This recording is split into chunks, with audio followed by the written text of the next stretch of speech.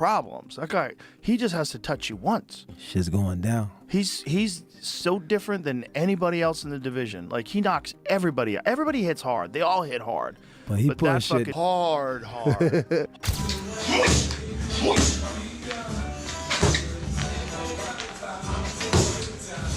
Set that Jake Paul can come 15-20% in regards to Anthony Joshua. He's a completely different specimen. Look, you'll see what it looks like when they stand next to each other. Joe Rogan reacted strongly to Anthony Joshua's intense new training footage for the rumored Jake Paul fight.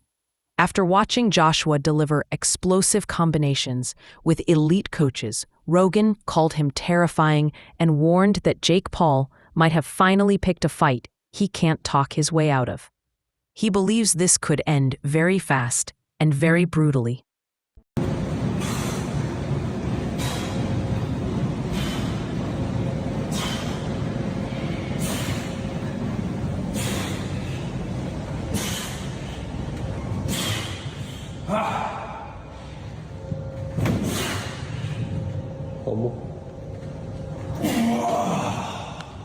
Need to get stronger.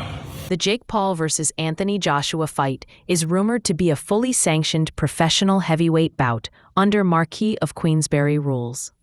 It would be 8 rounds of 3 minutes each, with both fighters wearing 10-ounce gloves. Joshua would be limited to 245 pounds, and the result would count on both fighters' official records. Professional bout. This is going on people's records. AJ got to take him serious because this isn't some exhibition. We're running out some judges to act like there's a decision and someone won. No, someone's going to win, someone's going to lose here. It's 8 rounds, 3-minute rounds. Again, heavyweight pro bout, 10-ounce gloves. AJ talking about breaking internets over faces. I think he meant to say breaking his face on the internet.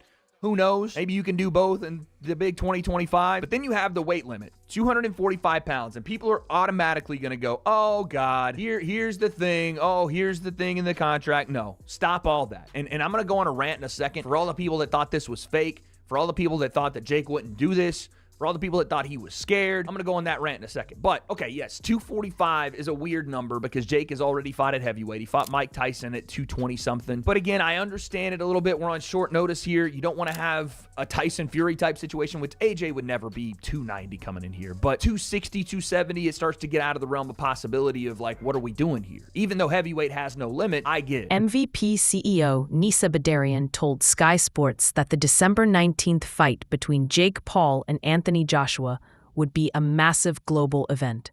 She admitted Joshua has more experience, but claimed Paul's confidence and fast development make the fight more competitive than people think. She also said it's less of a mismatch than AJ versus Francis Ngannou. The weight, will there be a limit for Joshua? So there's a lot of discussion around the weight. Joshua fought Usyk twice. Both of those times, Usyk was 221 pounds. Joshua was 240 to 245. When Jake fought Mike Tyson last year, 227 pounds. I expect Jake will come in anywhere between 225 and 230, and Anthony Joshua has a weight limit of 245 pounds. There will be those, as you're aware, that will look at it and criticise this fight. There already have been, haven't there? They'll say it's a real mismatch. What would you say to them? Are we going to be watching sport at its purest? I would say it's much less of a mismatch than what you saw with AJ and Francis Ngannou, who a massive man, but relatively no boxing experience. I would say it's much less of a mismatch than AJ's 9th or 10th fight against guys who've been knocked out 20 to 25 times. Given AJ's pedigree, Jake is built for this. Jake is built for the big moments. So do I think it's dangerous for Jake Paul? Absolutely. Do I think it's also dangerous for Anthony Joshua? 100%. Many boxing experts believe Jake Paul is taking a huge risk. Former cruiserweight champion Lawrence Okolie warned that Joshua's size and power make this fight extremely dangerous. Former world champion David Benavidez also said Paul is walking into a very risky situation. I give 100% respect to Jake Paul, but that's a dangerous fight for him. He probably gets knocked out, and I'm not trying to be a hater. I'm not saying nothing bad, but Anthony Joshua is Anthony Joshua. You know, he's multiple-time champion.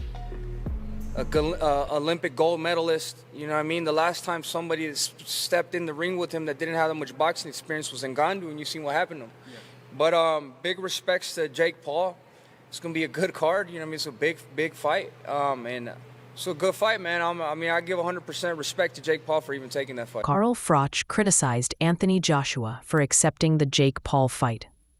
He believes AJ is motivated more by money than legacy and is choosing an easy, high-paying crossover fight instead of chasing boxing greatness.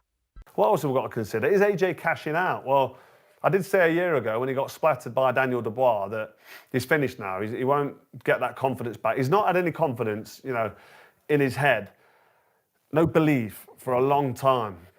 And I don't think he can get back to world level. There's a couple of new young guns now coming up and coming through. It's like a changing of the guard. And when Usyk retires, I don't know what Daniel Dubois is going to do next, but what Daniel Dubois did to him, then he went on and lost to Usyk. But there's a few new heavyweights coming through, Moses Atalma, just to mention one. And you wouldn't start putting AJ in with any of these young up-and-comers that can punch hard, because I just don't think he's got the chance, because the ambition and the desire is going to be gone.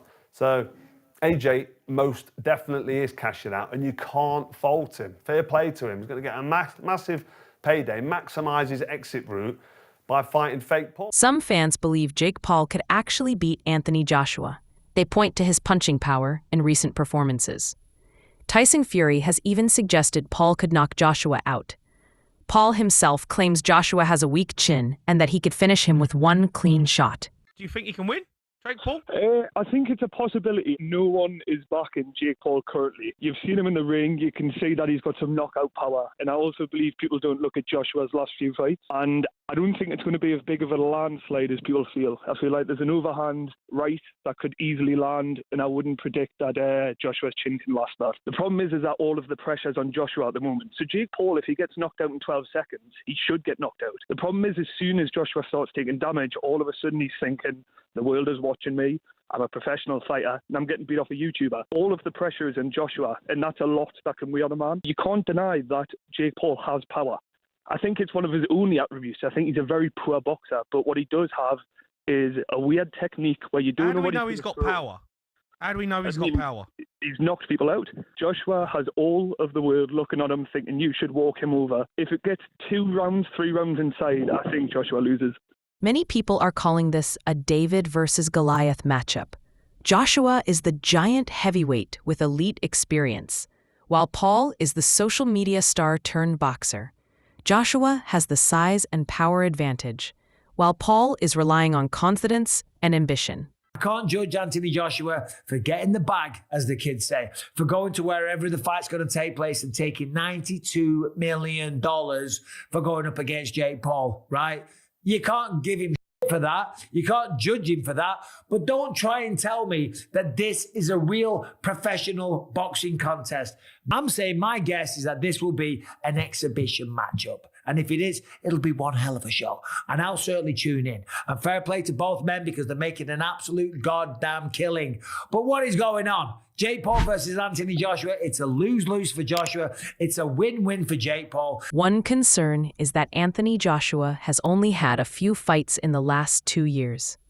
After losing twice to Usyk in 2022, he beat Robert Helenius and Otto Wallin in 2023, and then knocked out Francis Ngannou in early 2024. The problem for Anthony Joshua is his activity. He's only fought twice in 2 years, and one of them he got knocked out off Daniel Dubois. That was his last fight, and a lot of people say you can only judge a fighter's quality from their last fight. And then the fight before that was a win, but it was a win against Francis Ngannou. Francis Ngannou, if you know, he was the UFC heavyweight who's not a real boxer, and he only had one fight before that boxing fight, what he lost as well. So that's his activity in boxing. Now Jake Paul, on the other hand, looking at his box rec, he's had 6 fights since 2023, and one of them was against Mike Tyson. But we all seen what happened in that fight. Mike Tyson was well past his prime. Where Anthony Joshua, on the other hand, is, but I'm not going to say he's coming into his prime because he had some great wins earlier on in his career before he lost to Usyk twice. And by the way, when he did lose to Usyk, the last one was a split decision. It was a pretty close fight. So now this fight is matched, and I just want to look at the tail of the tape. Now looking at the age difference, we've got 28 years old compared to 36 years old. So I guess the advantage there goes a little bit towards Jake Paul. 28-year-old is better than a 36-year-old. But that being said, we've got talking about experience and everything else. What comes with being 36 years old at Anthony Joshua's level. And then, like I mentioned, the heavyweights kind of seem to prime a little bit older. Now, come down to the height and the weight. This is the big one. 6'1" versus 6'6". 200 pounds versus 252 pounds. We got a 252 pounder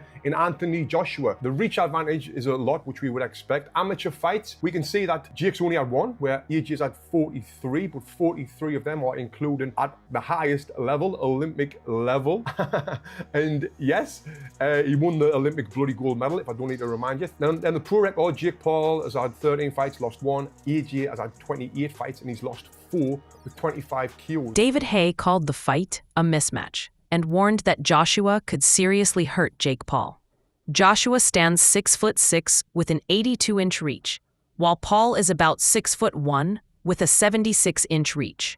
AJ usually weighs around 245 to 250 pounds, while Paul weighs around 227 pounds, giving Joshua a big physical advantage. Is a big money fight, £100 million potentially. Are you confident it'll happen? I wasn't confident when I first heard about it. It sounds like one of those fairy tale fights that people talk about but don't actually get over the line. I heard this 3-4 months ago. I just dismissed it. I heard it a week ago. I went along with it, but deep down I thought this isn't going to happen. And today it's been made official.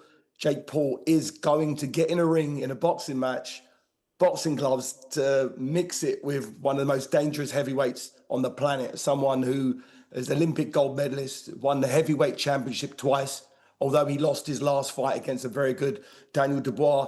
He's a top 10 heavyweight on the planet versus internet sensation, someone who's a latecomer to boxing and has boxed at a very moderate level.